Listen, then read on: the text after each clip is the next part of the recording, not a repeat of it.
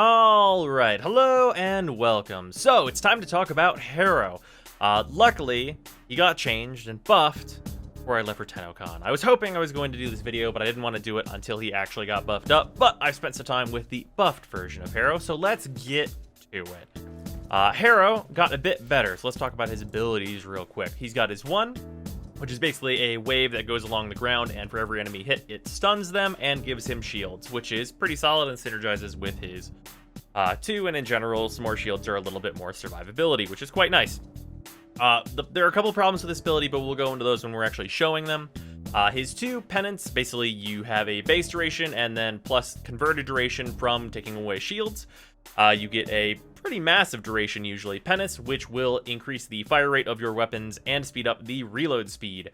The fire rate and reload speeds got buffed up quite a bit to levels where I think they are quite good now, with just a little bit of strength added, so that's nice. And also as a bonus, you will get lifesteal, which also goes to teammates in an affinity range whenever you use Penance. And this is also refreshable and stackable up to 2 minutes now instead of the 1 minute, which is a lot more leeway given so you're not constantly refreshing it, which is also quite nice. On his Thurible, this is arguably his best ability, and the one you're going to want to have up at all times.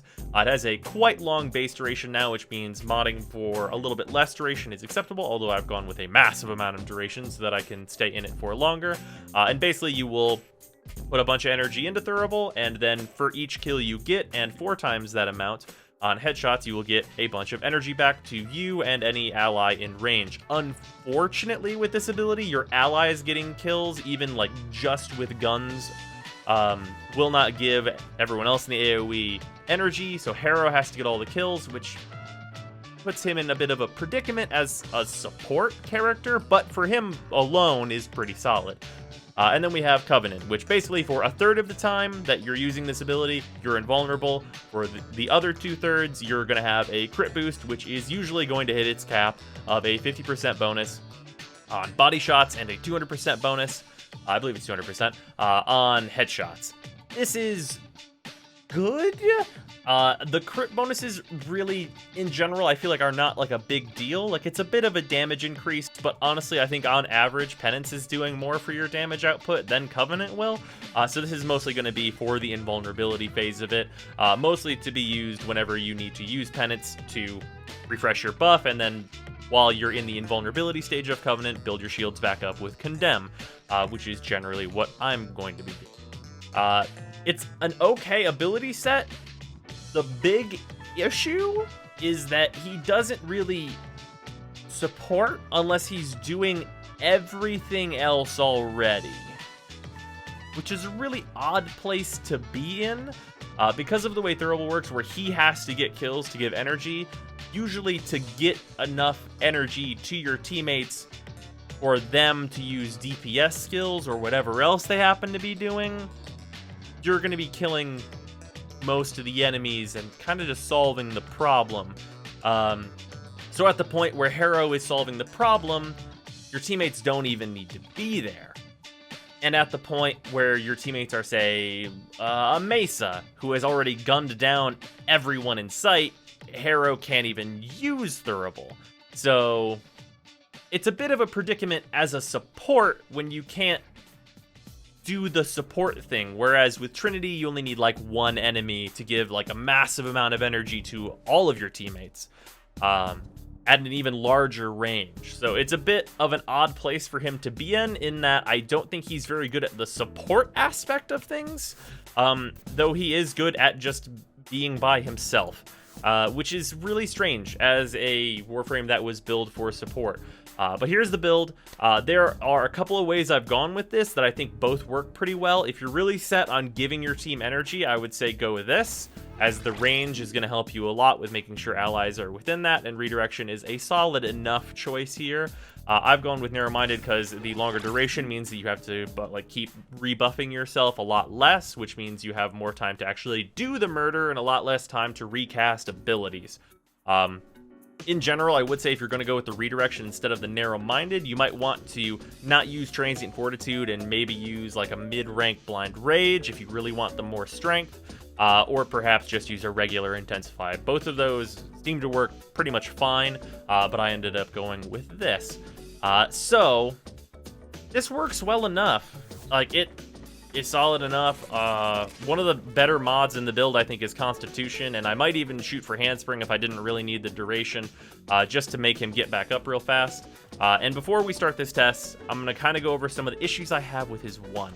So if we get down here, his 1 is this nice little wave. Anything it touches will be stunned for a pretty solid enough duration. It's not super, super long or anything, but it's a solid duration. It also, like, makes them throw their hands in the air, and basically, like, they really want you to shoot them in the face, basically, is what's going to happen there.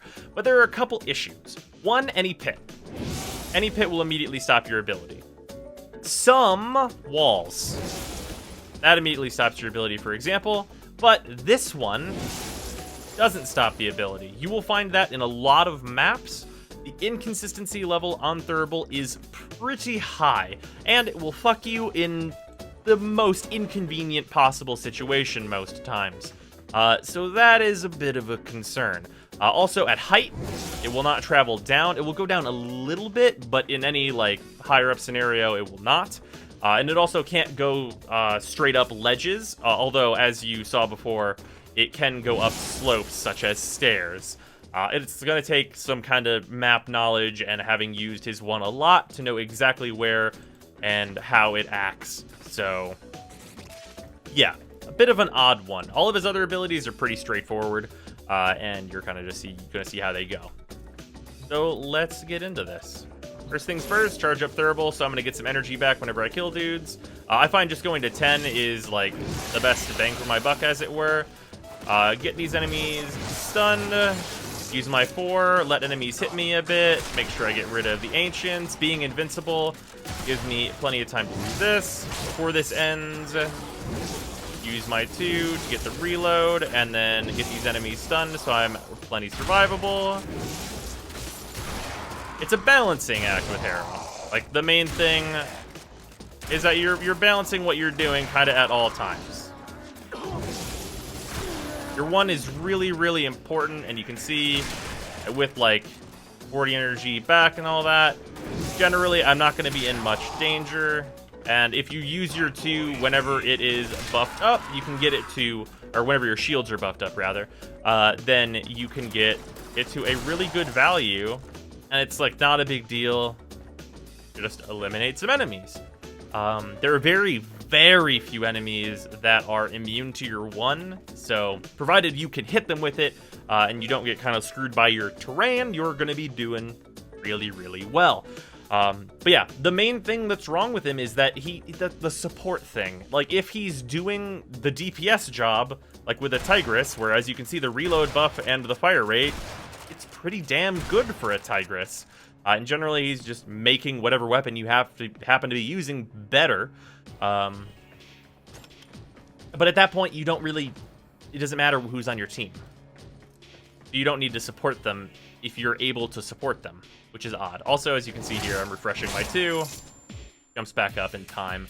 And you can recast it even with lower shields, and it'll just add a little bit of time. There's always a base value, so if you are just sitting around, say you've got Zeneric running, and you just want to keep tapping 2 to build yourself up, so that near 1/22nd, you can do that, like, between rounds of defense or what. But yeah, he's good. He's just not good at supporting, which is just baffling to me, honestly. But yeah.